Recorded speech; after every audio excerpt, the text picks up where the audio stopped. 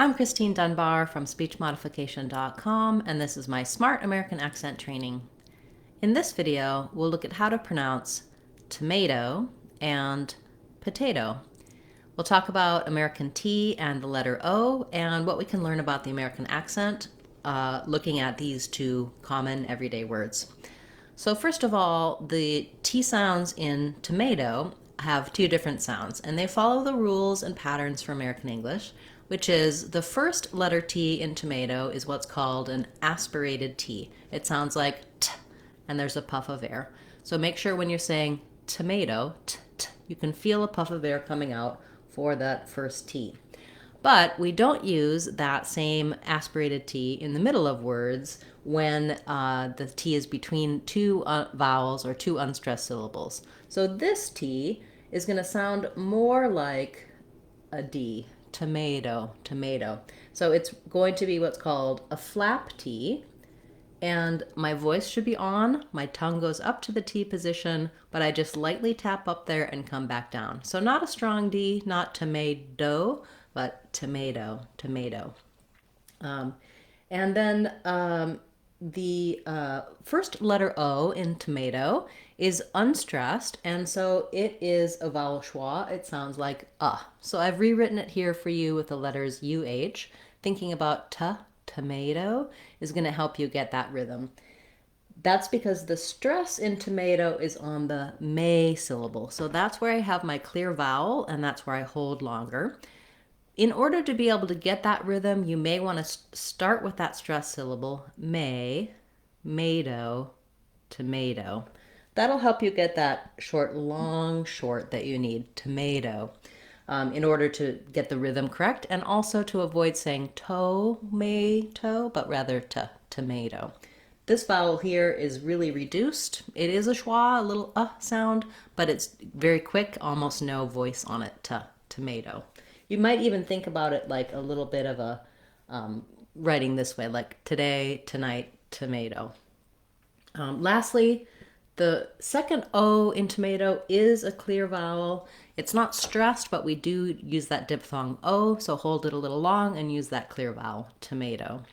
Again, trying may-do, tomato might help you get the rhythm and the changing in T sounds. Then looking at potato, this word is even more challenged, I think, for a lot of people, even though it's a simple word, because we have two T's that are in the middle and they do different things.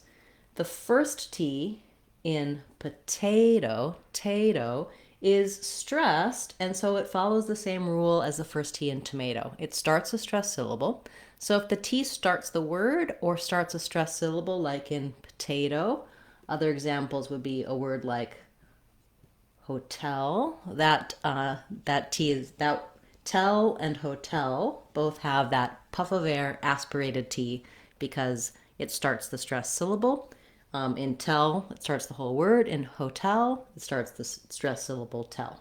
Same here in potato. This syllable is stressed, te, so I have a true T there. And then potato, again, this T falls between two unstressed syllables, and it's just like in tomato, it's going to be a flap. It sounds more like a D. The O is the same here at the end. Both O's are the same, where this first O in potato is vowel schwa, very short, sounds like and then the last O is a clear diphthong O, potato. The same strategy that helped you for may-do, tomato, can help you with tato, potato. So even kind of looking at it, visualizing it with this different alternate spelling, and then practicing approaching the word in different ways. You can also just go slowly on each word and then work on speeding up, like tomato, tomato, tomato, and potato, potato, potato. Don't be frustrated if these simple words give you a little bit of trouble with those T's and O's and P's. It may take a little while for you to adjust if you had another way of saying that, pronouncing that word before. Once you can say tomato and potato by themselves, do try practicing them in some short phrases, because you may find you've mastered the word, then you go to use it and it still comes out with the old pattern. For example, you could say, I like tomato on my sandwich. Garden tomatoes taste great. Are we having tomato soup tonight? Or potato, I like a potato casserole. There are so many different varieties of potato. I grew potatoes in my garden. Okay, and then for both potato and tomato, when we make them plural, we add the Z sound. So tomatoes has the Z sound, potatoes also the Z sound for both of those. Okay, thank you for this suggestion. Sometimes the simplest words are actually much trickier than we might imagine.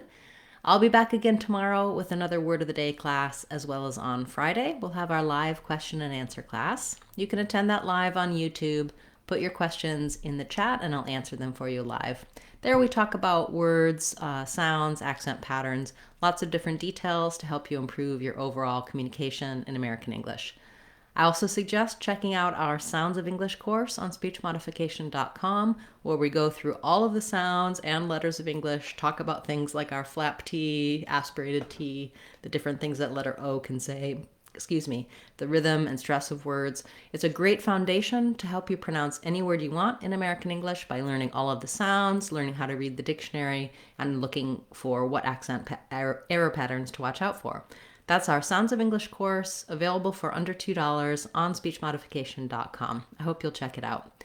I'm Christine Dunbar from speechmodification.com. Remember, if you want to sound like a native speaker, you can do it. speechmodification.com.